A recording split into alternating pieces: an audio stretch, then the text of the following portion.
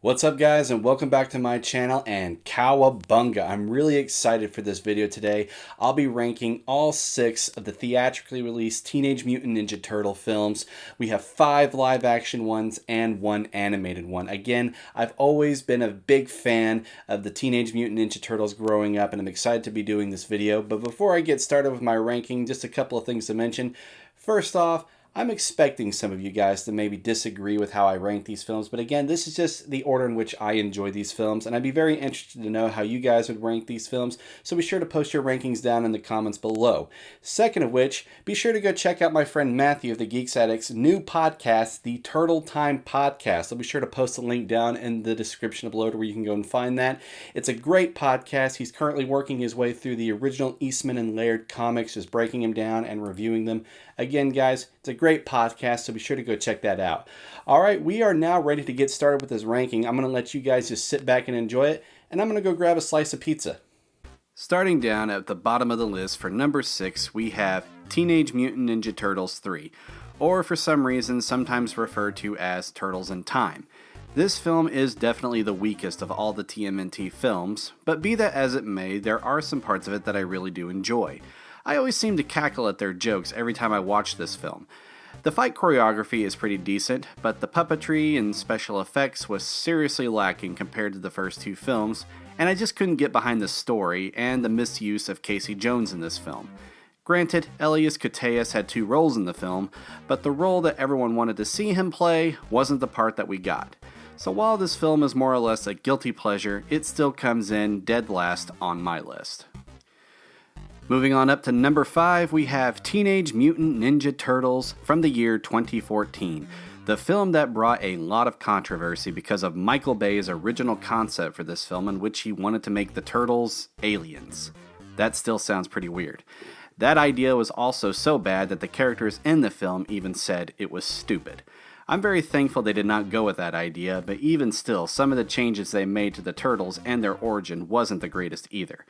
I didn't care for the fact that they were originally April O'Neil's pets. I can understand they wanted to possibly make it a little bit more personal, but it still just didn't work, and the fact that they were 7 feet tall and bulletproof was a little anticlimactic.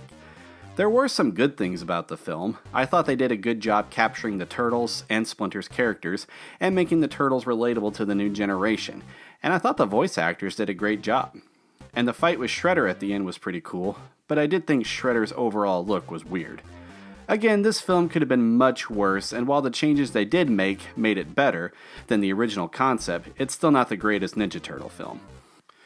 Moving on up to number 4, we have Teenage Mutant Ninja Turtles Out of the Shadows. Now, I originally planned to put this as number 5 because I didn't remember liking it that much whenever I first saw it in the theaters.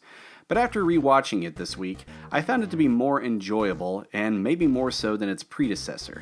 This one actually felt more like a Ninja Turtle film.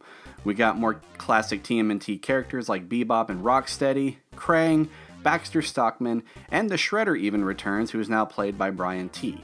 And they even introduced Casey Jones into this version, played by the actor for Green Arrow, Stephen Amell. And on that note, while I think he's a good actor and did well for the part that he was given, I just didn't really care for this version of Casey Jones. I didn't really care for the fact that he was in law enforcement, and was kind of hoping they would have gone for the classic street vigilante approach.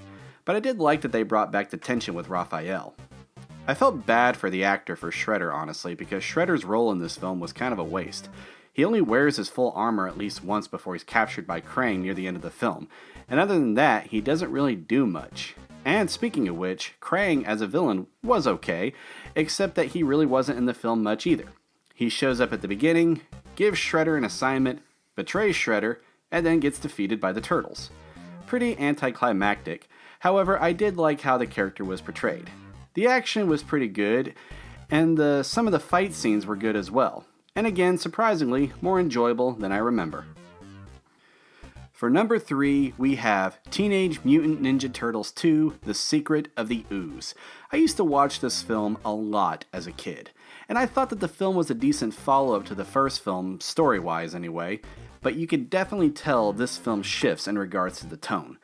The first film got pretty dark at times. I mean, we see Casey Jones attempt to murder the Shredder, And now we see the turtles making surfs up jokes while riding on lab chairs, and beating up an entire group of thieves with sausage links, nunchucks, and toys.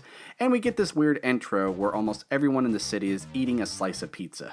I get that New York pizza is reputably good, but that was a little too much. Casey Jones is neither mentioned or seen in this movie, and instead we get Keno, a pizza delivery guy who is highly skilled at martial arts. I did think it was cool that he was played by the original stunt actor for Donatello from the first movie. The rap scene with Vanilla Ice was fun. A little silly, but a lot of fun. But the weirdest part about this film is the end with the mutated Super Shredder, where the ooze seemingly mutates his armor too. I know it was meant to make him more menacing, but it just ended up raising more questions, and the scene in general was kind of a letdown as he was easily taken down by a collapsing dock.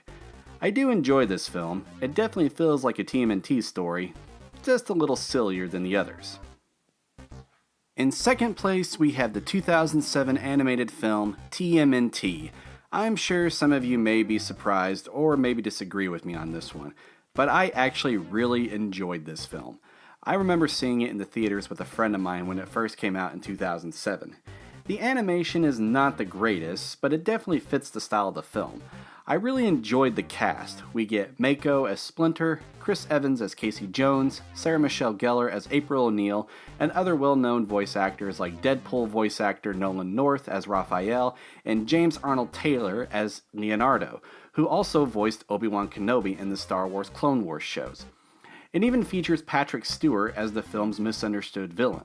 What I really enjoyed about this one is that it shows a different side of the Turtles. We see them adjusting to life after the Shredder has been defeated, and they lose a sense of direction, so Leonardo leaves to train to be a better leader, Mikey and Donnie get jobs, and Raph becomes a vigilante. Even Casey and April are adapting to a new norm, which takes a bit of a toll on Casey as he's unsure if he can settle down or not.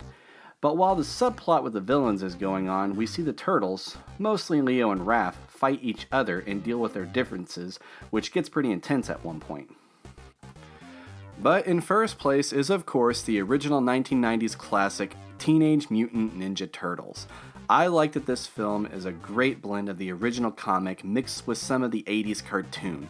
The effects were pretty good, especially for being in the early 90s. I would consider this film to be the most emotional of all the others, and there's a couple of spots in this film where it literally gave me chills, like when Raphael lets out a blood-chilling scream after Splinter was kidnapped by the Foot Clan, and the campfire scene where Splinter gives them all a heartfelt message gets me every time.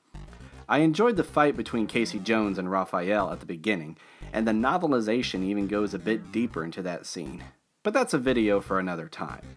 I did like the final confrontation with the Shredder, and even with the effects very dated, I thought how Splinter defeated the Shredder was done very well. Overall, this film is classic, and definitely the best film adaptation of the Turtles in my opinion. And there you have it, guys. That is my ranking of the Teenage Mutant Ninja Turtle films. I hope that you enjoyed it, and if you did, please be sure to hit that like button. And also, again, I would love to know how you guys would rank these films, so be sure to post your rankings down in the comments below. Be excited to read them. Guys, thank you all so much, and be sure to stay tuned for some videos that I have coming out next week in honor of the new Batman film that's set to be released. But before I leave you guys, just always remember this, that wise men say, forgiveness is divine, but never pay full price for late pizza. Later.